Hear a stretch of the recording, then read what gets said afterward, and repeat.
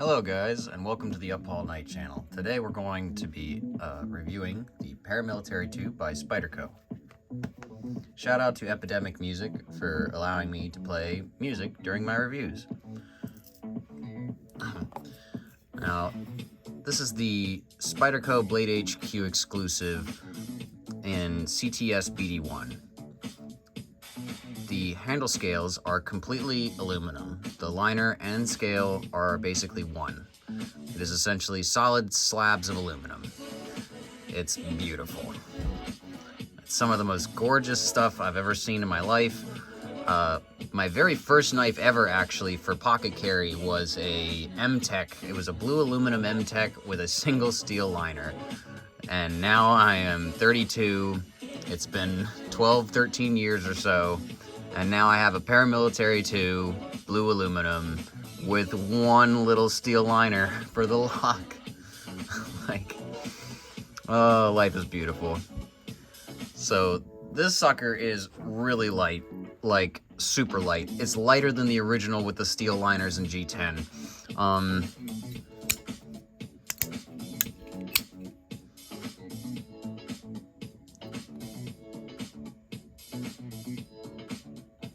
I'm gonna have to worry on some better lighting. Sorry for the pause there. I just was kind of thinking about what to talk about next. I suppose we could talk about the pocket clip. The pocket clip is very attractive. It's a satin finish, you know, mirror polish satin finish. You can kind of see me in the reflection there. But so mirror polish satin finish. It's a satin finish blade, plain edge, no serrations. Got a lot of quality jimping here. Everybody knows the quality Paramilitary 2 design. I remember my friend telling me years ago to get a Paramilitary 2 over and over and over again. He would say, get a Para 2, get a Para 2, you know. It's amazing, you know, you gotta get a PM2. It's the friggin' most amazing knife ever. And I was like, if I get a PM2, I was like, it's gotta be special. Because everybody and their mother wants to tell me in the knife community to get a PM2. And I'm not too down with that. You know, that whole peer pressure thing. But at the same time, it worked out really great over the years, because I broke in and I bought the greatest PM2 pretty much ever. The texturing on the PM2 here, okay, this is probably the one thing that I have against this knife. Now, the texturing feels very similar to G10. Similar. It is, however, slightly rougher grain. All this texturing, I don't know if I can get you guys to see this, but hold on. Yeah, there we go. See, it's kind of sharp, right? Especially brand new, it's pretty sharp. And trying to shove your pants, your pocket between the clip and the knife, like, some of my pants are a little bit ripped already, and it's only been a week. So, or maybe 2 weeks. 2 weeks? Week and a half or so. So, there are some things going on with this knife that are just really good going for it. Everybody knows the compression lock whenever it comes to Spyderco. The compression lock is one of the best locks ever, in my opinion. The only thing that stinks about it is that it's kind of exclusive to one-handed carry, a right-handed carry for most knives. I feel really bad for all the lefties that want this knife, but won't get it because of the compression lock being righty dominant. Like, you can close it with your thumb on it. I don't know if you could. Yeah, I can't put enough pressure on that with my. Yeah, there's no way to hold this to do it with the left hand except for just thumb it and drop it. Like, and that's just no good. So, right hand exclusive is a little sad, but otherwise it's a very great knife. Sorry, I had to refocus my camera there. Let's see here. It's got a paracord hole, that's great.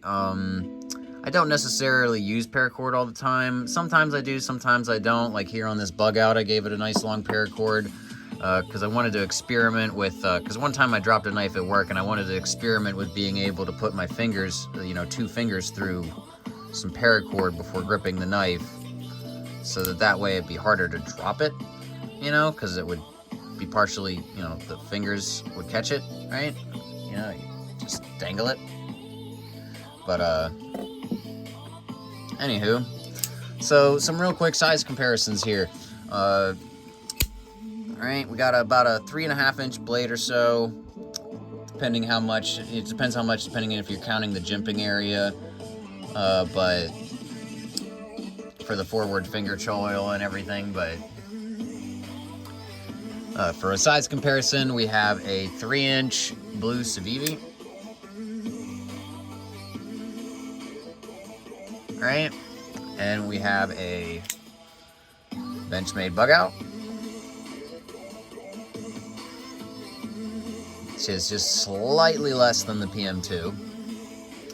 PM2 has a huge handle to blade ratio, like it's ridiculous compared to the bug out, but the PM2 has a nice handle to it, like so that the blade can be used effectively, because the blade is primarily designed very, very intelligently for cutting. It's not, that full flat ground with a sharp 45-degree angle edge. It's very, it's very formidable. It's a great knife. Now, I would prefer the Zytel over the aluminum if the aluminum were made smooth, sort of. The thing is if they had made the aluminum smooth on this PM2, I would have put grip tape on it like I did my old M-Tech. And that would have been great too. I would have really liked that. Maybe they should consider doing that. I'd really appreciate it if they did. Just release another PM2 in blue. I'll buy it. I don't care.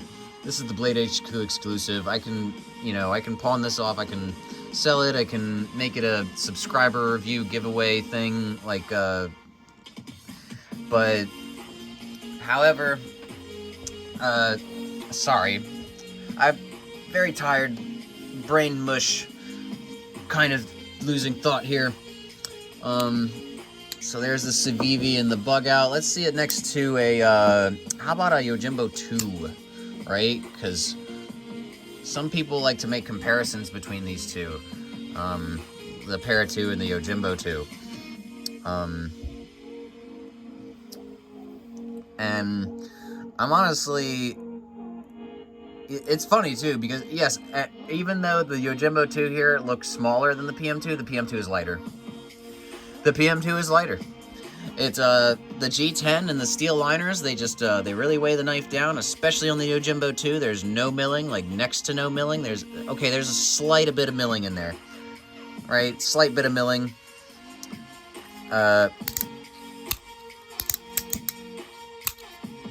I do really love the fidget action with the Yojimbo 2, though.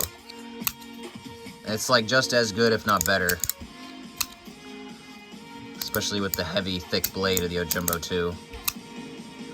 But, so there's the Yojimbo 2 size comparison. Now how about a ZT562, which will probably be the next review I do. The ZT562 is a nice sizable knife, and the PM2 is also a nice sizable knife. However, the 562 gets slightly more edge length and slightly less handle space. So that's a pretty big feat, especially because the ergonomics for the 562 are better, and that's because there's no chamfering for the sides here. Like, it's a very abrupt corner to this, right? It's just sorry, trying to focus my camera here. I don't know why it keeps doing that, but oh well. Anyway, so there's a size comparison with the 562 and all those other knives. I will give more flagship knives in the future, so that way we'll have better size comparisons for knives that I get. I don't want to make knives too big of a thing. Obviously, I spend a good bit of money on knives, but I don't want to make it like the main thing of my channel, so... Oh, well. Oh, gee, what else to say? My friend Kyle's so jealous he won't speak to me. I showed him a picture of this and told him that I got it and picked it up at Country Knives in Intercourse, PA, and he was mad. He was big mad. Just a little bit butthurt because he wanted this but couldn't pick it up. And then it turns out that Country Knives picked up like 5 or 6 of them. They had like 5 or 6 of every color.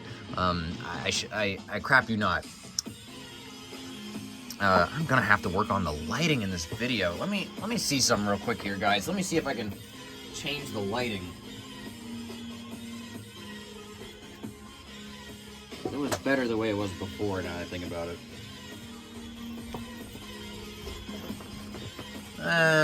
It's a little better. Yeah, it's a good bit better.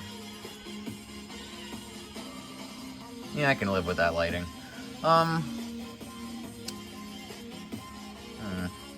Did that go off center? Oh well. Oh yeah, I have like the most budget friendly option for camera and tripod and setup. It's literally the cheapest as cheap can get. The tripod was like 15-20 bucks, and the camera, is an iPhone 13. So I mean, I got it with an installment, thing, making payments and everything, for like $350. So I paid $350, and now I have a really sick camera with a really sick mic, and I can do knife reviews and upload music and all that. So, I'm not feeling this music too well right now, this particular song. Really quick here, let me see something.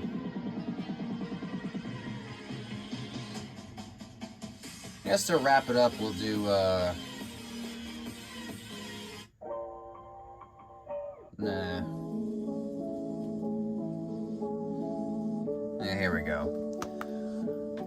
Well, this has been the Up All Night channel. This is the PM2 exclusive from Blade HQ. I really love it. I overpaid for it. The original on Blade HQ was listed as $140. Intercourse, PA, Country Knives. They sold it to me for $220. So, that's the price you pay for exclusives that you find at random knife stores in the middle of the countryside, I suppose. But either way, I am super happy with this purchase. The PM2 is a classic knife. It will forever stay in my collection. I don't think I'm ever getting rid of it, and I really hate saying that too, because there's been knives that I said that as well, and I couldn't get them. But anyway, it's been a real pleasure talking with you guys about knives. Please comment down below if you think that I should give one of these knives away as a subscription giveaway, for say 1,000 or 2,000 followers. I really would like to get more followers. 80 is really nice though. I will say really quick that 80 is really nice. 80 some followers. I'm really proud of my 80 some followers. I didn't think I would even get that far. I kind of want to do something for a 50 subscriber giveaway, because I'm a little late on that. I don't even know if that's necessary, but I don't know. Comment down below. Let me know, guys. Like, if you guys don't like, comment, and subscribe and start talking to me, I don't know what to do or how to improve. So, talk the crap you want all you want. Just make it appropriate, and let's go forward from here. Like, I'm trying my best. And, well, it's not really my best, but I'm trying. Deus benedice day, Deus amare, God's love, God bless. Have a nice day. Shout out to Apostle P channel. The word is sharp.